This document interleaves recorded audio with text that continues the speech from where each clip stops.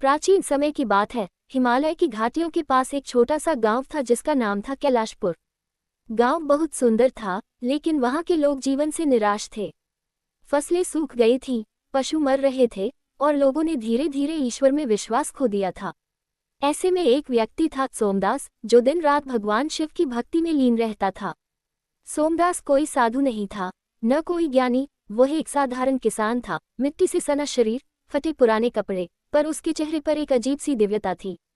हर सुबह वह सूर्योदय से पहले नदी किनारे जाता, स्नान करता और ओम नमः शिवाय का जप करता। गांव वाले उसका मजाक उड़ाते और कहते, सोमदास, तेरे भगवान ने अब तक तुझे क्या दिया? वह मुस्कुरा कर जवाब देता, भगवान ने मुझे विश्वास दिया है, वही सबसे बड़ा धन है।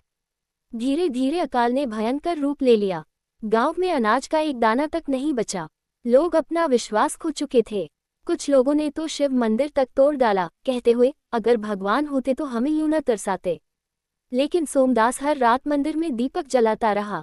उसके पास तेल नहीं था, पर वह मिट्टी के दिए में थोड़ा सा पानी डालकर शिवलिंग के सामने बैठ जाता और आंखें बंद कर जप करता, भोलेनाथ, मेरे पास देने को कुछ नहीं, पर मेरा मन आपके चरणों में अटल है। गांव के लोग उसे पागल समझते थे। कोई हंसकर कहता, तेरा पानी का दिया कैसे जलेगा? तो सोमदास शांत भाव से कहता, जो विश्वास से जलता है, उसे तेल की आवश्यकता नहीं। रात बीती और अचानक मंदिर के भीतर से एक तेज प्रकाश फैलने लगा। दीपक सचमुच जल उठा था और उसमें केवल पानी था।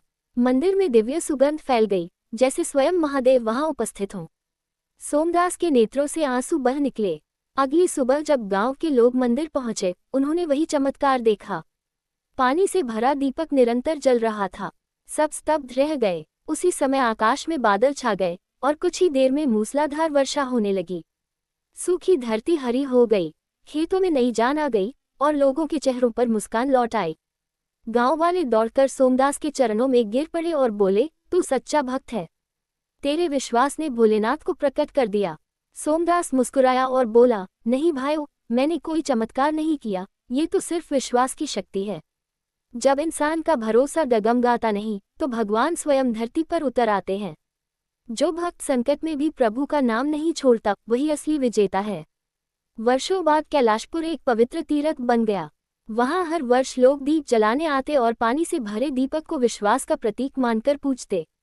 कहा जाता है कि आज भी वहां हर अमावस्या की रात अपने आप दीपक जल उठता है, जैसे भगवान शिव ये संदेश दे रहे हों कि भक्ति का असली अर्थ है संकट में भी अडिग रहना और अंधकार में भी दीप बन जाना।